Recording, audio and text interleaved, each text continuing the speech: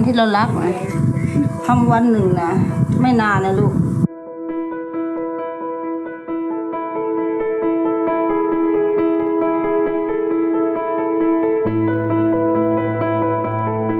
ตั้งแต่เรียนตั้งแต่อายุ14-15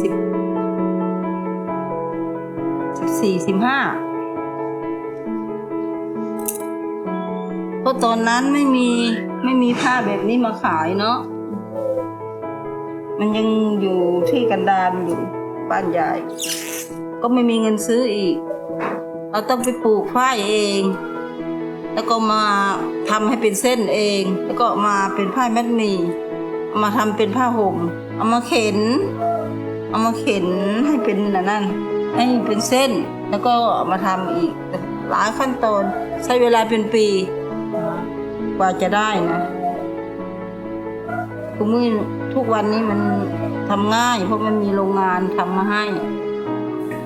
ตอนยายยังเด็กถ้าไม่ทำแบบนี้ก็ไม่มีอะไรใส่ต้องช่วยตัวเองทุกอย่างถ้าอยากได้ฝ้ายก็ทำสวนปลูกฝ้ายแล้วก็มาทำเป็นเส้นแล้วก็แล้วก็มาทำอันนี้ลำบากตอนยายยังเด็ก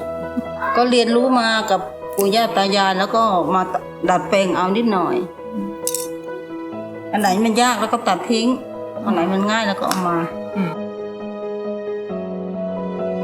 ยายก็ชอบอันนี้มากเวลายายตายไปก็ไม่มีใครสืบทอดไม่มีใครเอาไว้ก็เสียไปเฉยๆเนาะเสียดายวัฒนธรรมแต่เขาทิ้งไปหมดแล้วเหลือก็ไม่มากนะที่คุณทำนะอุปกรณ์ก็ทิ้งไปเสียดายยายมันมีผ้าที่เขาขายที่ตลาดนะมันง่ายกว่าแค่อีสานก็มีหมู่บ้านละคน2 คนนะลูกพอทิ้งไปหมดทันสมัยเกินไปก็ไม่ดีเด็กมันจะไม่ใส่ใจในประเพณีของเราเลยถ้าทันสมัยเกินไปนะโบราณเกินไปก็ไม่ดีต้องอยู่ตรงกลางอันไหนไม่ดีเราก็ออกก็เหมือนยายทำผ้ามันหมี่นี่แหละถ้ายายจะไปปลูกฝ้ายแล้วก็เอามาเอามาเข็นให้เป็นเส้นแล้วก็จะมาทำเป็นผ้ามันหมี่นี่ใช้เวลาเป็นปีตอนนี้ไม่ดีเพราะโรงงานเขาทำอยู่แล้วฝ้ายก็มีอยู่แล้วเหมือนกันแล้วก็ตัดออกแล้วก็ทำได้เร็วกว่า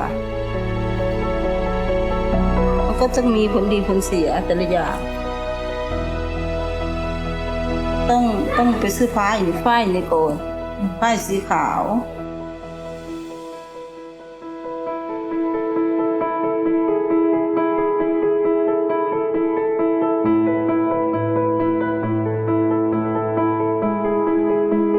เราเอามาเข้าแบบ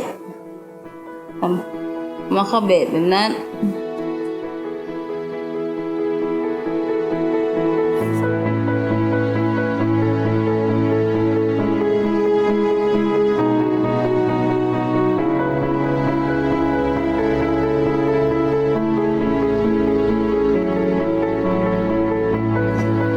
อันนี้มันเป็นงานอยู่ในบ้านงานคนแก่อยู่ที่บ้านทำเพื่อคลายเครียด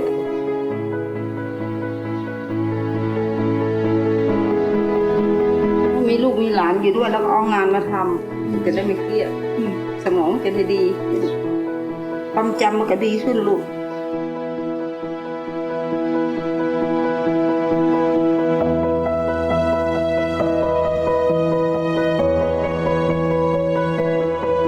เข้าแบบแล้วก็เราก็เอามาค้นนี่เขาเรียกว่าค้นมัดหมี่สีดำเพื่อเราจะได้มองเห็นว่าแต่ละลูกแต่ละลำมันจะไม่ปนกันแล้วก็นับดูพื้นหนึ่งแล้วมันมีอยู่2 เมตรแล้วก็นับดูเนี่ยเราเอาค้นกลับไปกลับมาเรามานับเอาตรงนี้ตรงที่ย้ายให้นับเนี่ย มันมีกี่อัน อันนี้เขาเรียกว่าดอกก็ละเอียดทุกอย่างนะเลยลูกกว่าจะเป็นเนาะกว่าจะได้รับผลออกมา กว่าจะทำเองได้ทำเองได้แล้วก็ภูมิใจ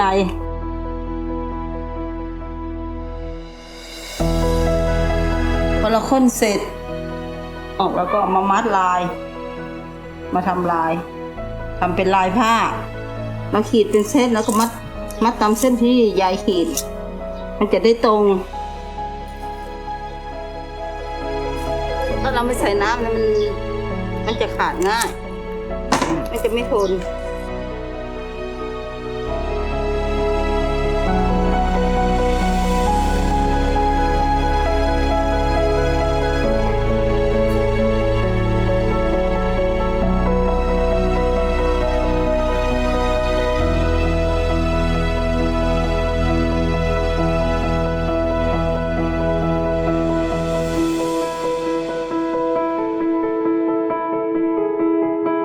พอเราทำลายผ้านี่เสร็จ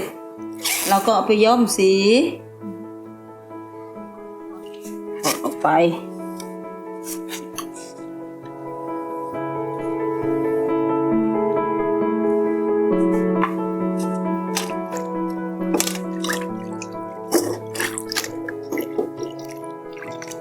จะแค่10 นาที20 นาที30 นาทีก็ได้ไม่ให้เกินนั้นเดี๋ยวน้ำมันจะซึมเข้าไปในที่เรามัดเนี่ยจะไม่มากกว่า30 นาทีรอให้น้ำมันอุ่นพออุ่นแล้วก็ใส่สีลงไปใส่เกลือไป1 กำมือเกลือเพื่อมันจะได้ติดทนนะใส่เกลือไป1 กำมือคนให้ทั่ว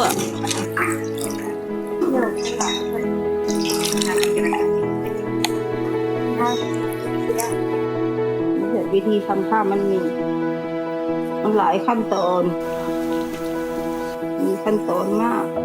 กว่าจะเป็นผืนนะเอาข้างบนลงไปก่อนถ้าจะย้อมสีแดง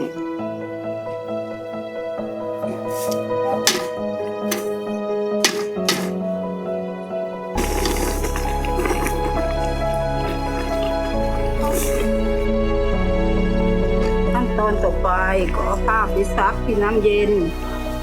แล้วก็ตากให้แห้ง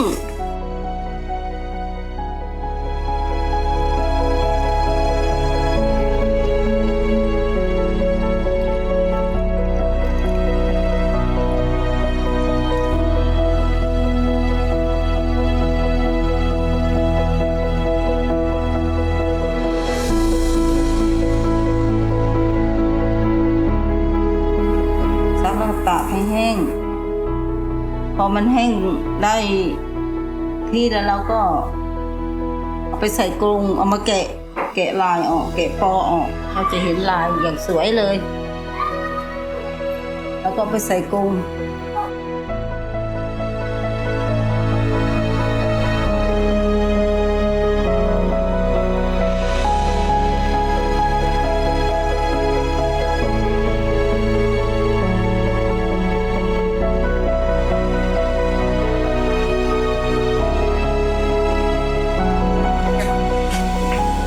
มาทีละอันก่อน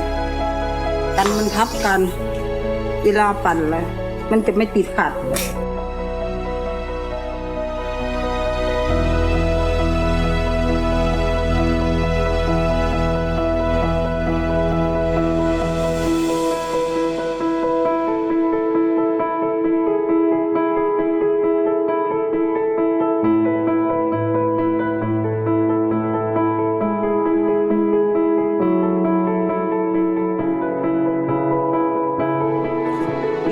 เส้นออกมา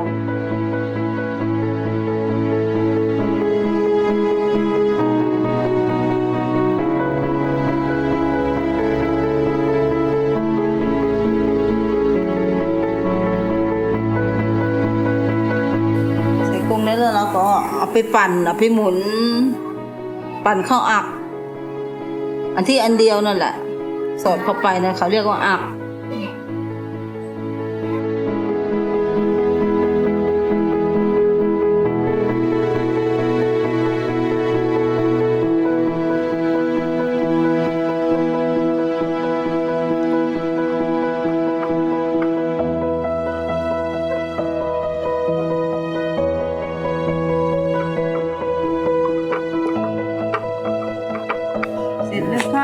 ปั่นใส่หลอดแล้วพอปั่นเขาอักเสร็จเราก็เอาไปทำเราก็เอาไปปั่นเป็นหลอด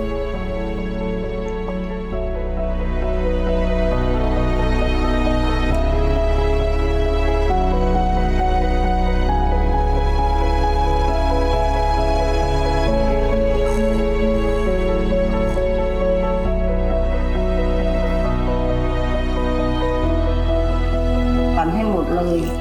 ปั่นได้อันไหนแล้วก็เอามาร้อยไว้กันลายมันไม่ให้ลายมันปนกันถ้ามันร้อยไม่จะปนกันพอเราทอหมดหลอดเราก็เอาอันอื่นได้เลยไม่ต้องหา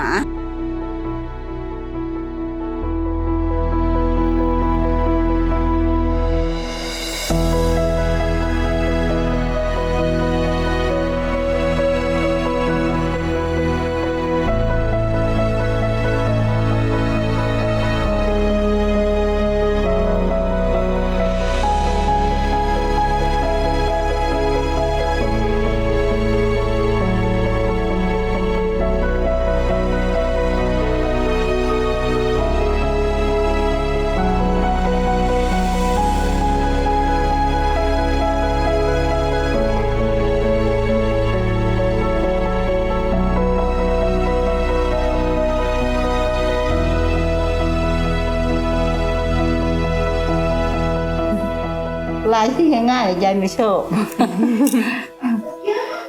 เราทำเองทำได้แล้วก็ภูมิใจเนาะนั่นเขาทำเสร็จก็เราไปซื้อเอาไม่ภูมิใจยายไม่เอาทำเองดีกว่า กว่าจะได้แต่ละอันนะต้องใช้เวลาต้องรักงานจริงๆที่ทำได้งานที่เรารักทำวันหนึ่งนะไม่นานนะลูก